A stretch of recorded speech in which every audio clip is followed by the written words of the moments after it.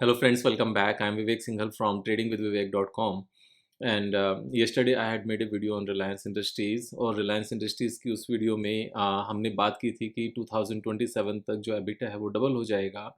And ये Reliance industries के जो चेयरमैन हैं मुकेश अंबानी जी, उनकी स्टेटमेंट के बेस पर था। लेकिन वहाँ मैं एक चीज़ मिस कर गया कि मैंने इस चीज़ को मान लिया कि जो एबिटा डबल करने की बात कर रहे हैं 2027 एंड तक, वो करंट एबिटा से कर रहे हैं। जबकि अगर हम इस पूरी स्टेटमेंट को डिटेल में पढ़ें तो डिटेल में पढ़ने से पता चलता है कि उन्होंने 2022 में इस बात को कहा था।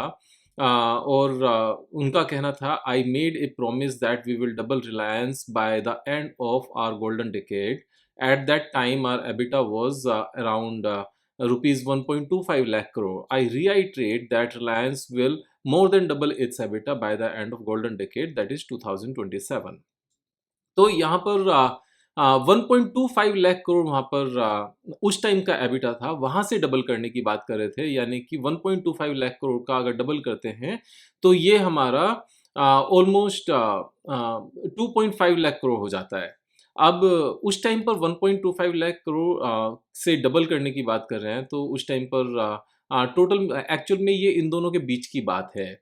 अगर हम इस चीज़ को देखें तो मार्च 2022 एंड 23 यानी कि सितंबर 22 के आसपास की बात है। तो अगर हम 1.25 लाख से अगर डबल की बात करने लगे हैं और अभी अगर हम इसमें ऑपरेटिंग प्रॉफिट को सीधा 1,70,000 देखें, हालांकि इसमें हम एबिटा को कैलकुलेट करते हुए जो अदर नॉर्मल प्रॉफिट है उसको भी ऐड कर सकते हैं, लेकिन कल भी हम उसको एज सच ऐड नहीं कर रहे थे।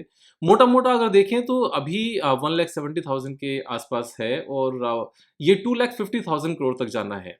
हालाँकि हमने इसको ये कंसीडर किया था यस्टरडे की वीडियो में कि 1,65,000 करोड़ से बढ़कर ये ऑलमोस्ट 3,20,000 करोड़ तक हो जाएगा। लेकिन अगर हम इसको 125 से करंट का जो गैप है ये निकल भी जाए, तो भी 170,000 जो अभी है, अभी से 2,50,000 करोड़ अगर होता है, तो भी यहाँ से एक 70% के आसपास का गैप बचा हुआ है। ये 70% का गैप छोटा गैप नहीं है, ऑफ कोर्स एक अच्छा खासा गैप है। और 70,000 मीन्स 70% का यहाँ से गैप है। तो सिर्फ इतना ही डिफरेंस है कि हमने जो कंपैरिजन किया वो 1,65,000 करोड़ से कंपैरिजन किया और वो 3,20,000 करोड़ बैठता था। लेकिन उस टाइम जब एबिटा था वो 1,25,000 करोड़ था। तो वो 2,50,000 करोड़ के आसपास बैठता है। बाकी जो हमारे पैरामीटर्स थे, जो हमने सारी बातें की थी कि ये सारे एबिटा और ऑपरेटिंग प्रॉफिट किस चीज़ से सपोर्टेड है, ये सारे फिक्स्ड एसेट से सपोर्टेड हैं।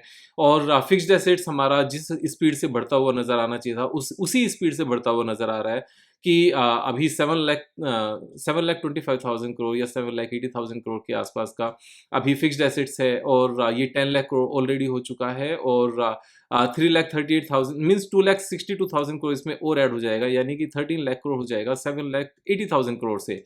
और फर्दर भी ऐसा नहीं है कि नेक्स्ट 2 इयर्स में यहाँ पर फर्दर सीडब्ल्यूआईपी नहीं आएगा। अगर हम इनके सारे स्टेटमेंट देखें तो 2030 तक 6G कंप्लीटली रोल आउट करने की बात कर रहे हैं। जो हाइड्रोजन है, ग्रीन हाइड्रोजन है, वो पूरा होने की बात हो रही है। जो मैसिव स्केल पर सोलर प्लांट्स हैं उनकी बातें हैं। और यहाँ पर साथ में जो डेटा सेंटर्स हैं उनकी सारी बातें हैं।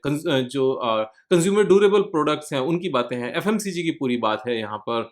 और बाकी भी यहाँ पर एआई को लेकर बड़े इनके प्लान्स हैं। तो सारी चीज़ें अगर देखा जाए तो एज़ सच ज़्यादा डिफरेंस नहीं है। हालाँकि वो बात ठीक है कि हमने इस बात को अभी के एबिटा से समझ लिया, ना कि 2022 मिड के एबिटा से। लेकिन अगर 2022 का एबिटा भी देखा जाए तो भी जो अपनी अंडरस्टैंडिंग है कि यहाँ से नेट प्रॉफिट भी डबल होता हुआ नज़र आता है, following bye EBITDA and operating profit. और साथ में क्योंकि स्टॉक प्राइस ने तब से अब तक कुछ भी मूव नहीं किया है, तो वो भी डबल होता हुआ नज़र आता है। तो सारी चीज़ें जब सेम नज़र आती हैं तो कोई खास डिफरेंस नहीं है। अगर हम इसी चीज़ को यहाँ पर एक बार ट्रेडिंग व्यू में चार्ट पे वापस से देखने लगे तो चार्ट में भी not trading with Vivek, tradingview.com। और यहाँ पर chart I don't know which one will open. तो एक बार सुपर चार्ट्स ओपन करते हैं। यस, तो यहाँ पर अगर हम रिलायंस इंडस्ट्रीज़ का एक बार चार्ट ओपन करने लगे और रिलायंस इंडस्ट्रीज़ और हमने ओपन किया तो अगर 2022 से अगर हम देखने लगें इसको, तो 2022 से बिल्कुल भी ग्रोथ स्टॉक प्राइस में नहीं आई है। यहाँ पर 2022 हमारा अप्रैल 2022 1296 प्राइस था और अभी 1353 प्राइस है। तो इस प्राइस से लेकर अभी तक कुछ भी गैप नहीं है, यहाँ पर कुछ भी डिफरेंस नहीं आया है और ये सिर्फ और सिर्फ 4% का अपसाइड है, लगभग 4-5% का। तो यहाँ से अगर एबिटा डबल होता है जो अगले 1.5-2 साल में 2 साल में नज़र आता है, तो स्टॉक प्राइस ने क्योंकि ऊपर भी गया, वापस से स्विंग्स के साथ नीचे आया, फिर ऊपर गया, फिर नीचे आया, तो ये पूरी मूवमेंट कंसोलिडेशन में निकल गई। इतने लंबे कंसोलिडेशन के बाद जहाँ पर नेट प्रॉफिट में अच्छी खासी यहाँ पर ग्रोथ नज़र आती हो, जो हम यहाँ पर 67,000 करोड़ से 94,000 करोड़ तो ऑलरेडी देख सकते हैं। और नेक्स्ट 2 ईयर्स में जिस तरीके से यहाँ पर CWIP से चीज़ें फिक्स्ड एसेट्स में कन्वर्ट हो रही हैं, एंड CWIP अभी भी स्ट्रांगली बना हुआ है, जो ऊपर की तरफ यहाँ पर ऐड होते हुए 13 लाख करोड़ के आसपास बनाता है। तो उन सबसे जब रेवेन्यू और नेट प्रॉफिट निकल कर आएंगे तो नेट प्रॉफिट डबल होता हुआ नजर आता है, सेम उसी लाइन में। तो अल्टीमेटली ये बात ठीक है, आई अंडरस्टैंड कि हमें डिटेल में पढ़ना चाहिए और इस तरह से हमें स्किप नहीं करना चाहिए। लेकिन जो ओवरऑल हमारा नॉलेज बेस है, या जो ओवरऑल एनालिसिस है और जो ओवरऑल अंडरस्टैंडिंग है इस स्टेटमेंट को ध्यान में रखते हुए और इस स्टेटमेंट को सपोर्ट करते हुए, जो हमारा फिक्स्ड एसेट्स में ग्रोथ है, बिजनेस में ग्रोथ है, बिजनेस एक्सपेंशन है, उससे रेवेन्यू आनी है और एबिटा भी आना है और नेट प्रॉफिट में कन्वर्जन होना है, वो सब कुछ सेम है, उन सब में कोई डिफरेंस नहीं है। मेरा मन था कि जो चीज़ यहाँ पर एक फर्दर क्लैरिटी आई, जो मैं मिस कर गया था, उस सबको आप सबके सामने बताया जाए। ऐसा नहीं समझ लेना आपके कल जो वीडियो बनी थी अभी, क्योंकि हम कुछ चीज़ मिस कर गए तो हमारी ओवरऑल अंडरस्टैंडिंग गलत हो गई, या उसका इम्पैक्ट गलत हो गया, या हमने अगर कोई शेयर परचेज कर लिए तो वो इम्पैक्ट गलत हो गया। कुछ भी चेंज नहीं है, क्योंकि तब से अब तक बहुत ज़्यादा यहाँ पर नेट प्रॉफिटेबिलिटी में और एबिटा में और ऑपरेटिंग प्रॉफिट में इम्पैक्ट आया ही नहीं है, और जितना आया भी है उससे बहुत ज़्यादा स्पीड से यहाँ पर फिक्स्ड एसेट्स और एक्सपेंशन आते हुए नज़र आ रहे हैं। So there is no change in that.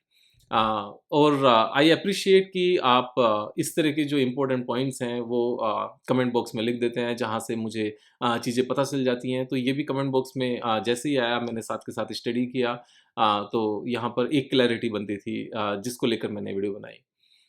हम जल्दी फिर मिलेंगे एक नई वीडियो के साथ, जिससे अपने सारे एक्सपीरियंस आप सबके साथ में मैं शेयर करता रहूं और आप सब साथ में बिजनेस अंडरस्टैंडिंग के साथ स्टॉक मार्केट को ओवरऑल तरीके से समझने के साथ यहाँ पर साथ में ग्रो कर सको, प्रोस्पेरिटी ला सको।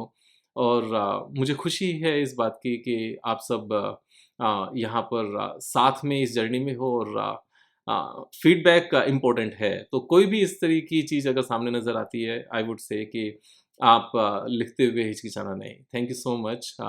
जल्दी मिलेंगे वीडियो के साथ, तब तक अपना ख्याल रखो। जय हिंद, जय भारत।